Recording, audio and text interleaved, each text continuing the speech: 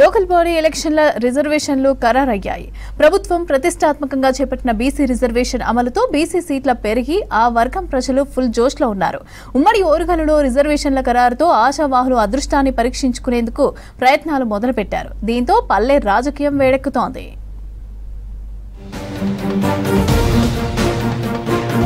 ఉమ్మడి వరంగల్ జిల్లాలో లోకల్ ఎన్నికల హడావిడి మొదలైంది. జెడ్పీటీసీలు, ఎంపీపీలు, సర్పంచ్లు, వార్డు మెంబర్ల రిజర్వేషన్లలో బీసీలకు 42% అవకాశం ఇవ్వడంతో ఫుల్ జోష్ కనిపిస్తోంది. గత ఎన్నికలతో పోలిస్తే సంఖ్య పెరగడంతో ఆనందంలో ఉన్నారు.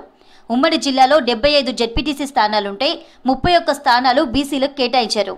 ఎంపీపీ, ఎంపీటీసీ, సర్పంచ్, వార్డు సభ్యుల స్థానాల్లోనూ ఇదే తీరుగా రిజర్వేషన్ ఉండడంతో బీసీల ప్రాతినిధ్యం పెరిగినట్లయింది.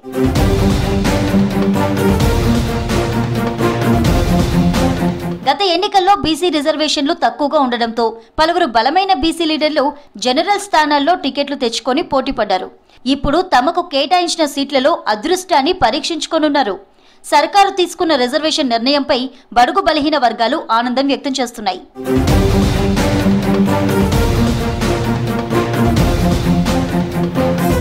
రిజర్వేషన్లో అనుకూలంగా వచ్చిన వారు ఆనందం వ్యక్తం చేస్తున్నారు.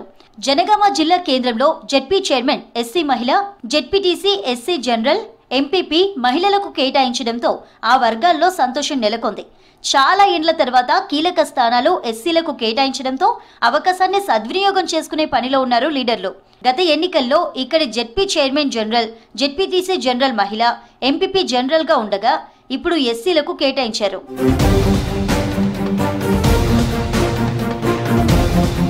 పల్లెల్లో ఎక్కడ చూసినా ఎలక్షన్ల హడావిడి అయితే కనిపిస్తోంది.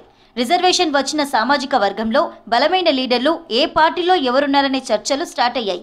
ఈ ఎన్నికలు అధికార కాంగ్రెస్ కి ప్రతిష్టాత్మకంగా మారగా ప్రధాన ప్రతిపక్షం బీఆర్ఎస్ సత్తా చాటేందుకు ఎత్తులు వేస్తోంది.